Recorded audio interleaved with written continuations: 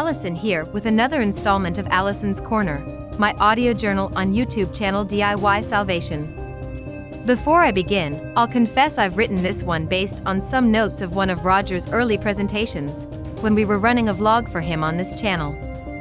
So if you've been with us for that long, you probably heard something like what I'm about to say before. During my card-carrying Church of Scientology member years, I learned to communicate better, I work better, think more logically, and the fundamentals of teaching a subject, not just how to teach Scientology. That's the upside. The downside is, and has always been, that parishioners attain higher levels of spiritual freedom as long as they play the church's game that leads to such freedom. They have to be ethical.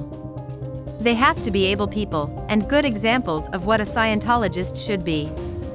And they either have to have a lot of money to pay for the auditing services, or be a staff member willing to work for low pay, or a member of the Sea organization, also known as the Sea Org, and work nearly every waking hour of the day and promise to do so for the next billion years. Now, isn't this all an irony? I mean, in order to go free you have to do what the church tells you to. Well, I tried making sense out of that for a long time. Decades, actually. It took so long to figure it out because the church's message does not match up to their actions.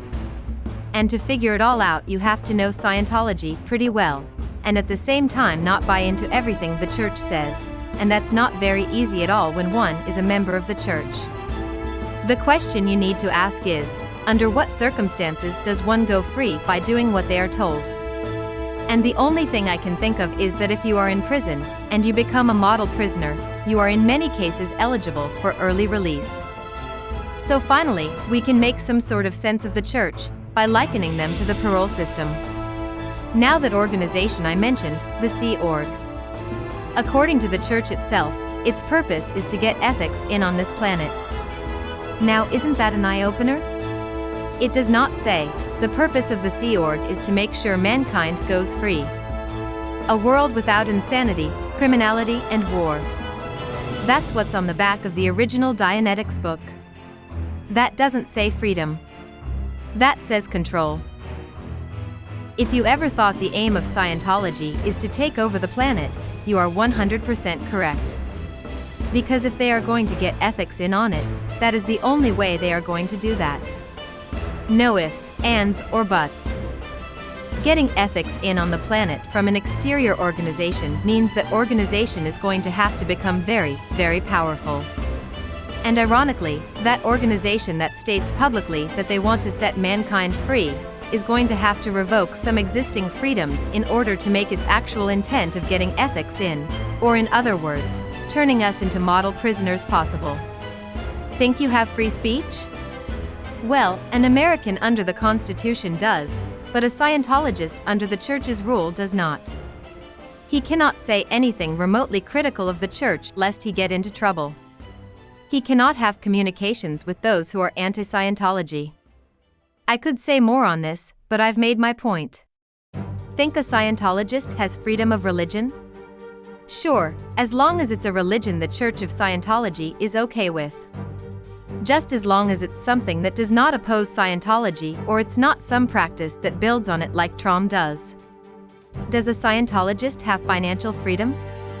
Well, as long as they have the backbone to withstand the enormous pressure they are under to donate every penny they have and some that they don't by registrars that will tell them their spiritual freedom is more important than their financial security, then sure, a Scientologist could be financially free.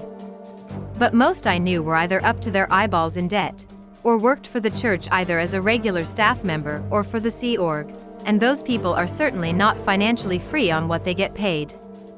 Only those who have enough backbone to continually say no, or those who are independently wealthy, I have found, were truly financially free Scientologists.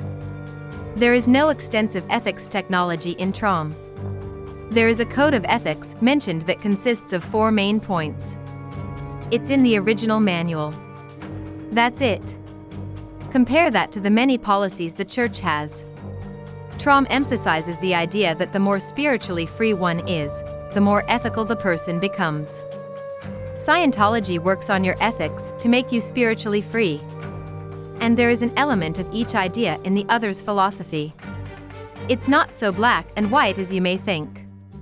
However, the methods for handling one's ethics are not the same in Scientology as they are in TROM. In Scientology, you either write down your sins or you confess them to an auditor. In TROM, you only confess to yourself. Big difference there.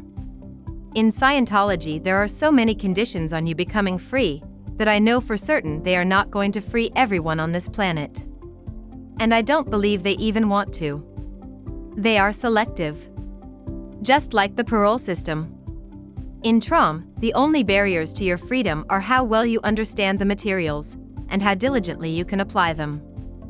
And I won't make some outrageous statement that TROM is going to free all mankind. It isn't.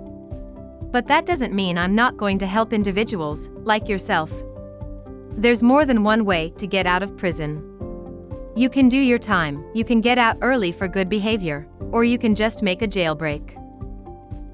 I'll be waiting outside with the escape car when you are ready. I'm Allison Tandri, and this is Allison's Corner audio journal on DIY salvation. Don't just use your mind. Resolve it.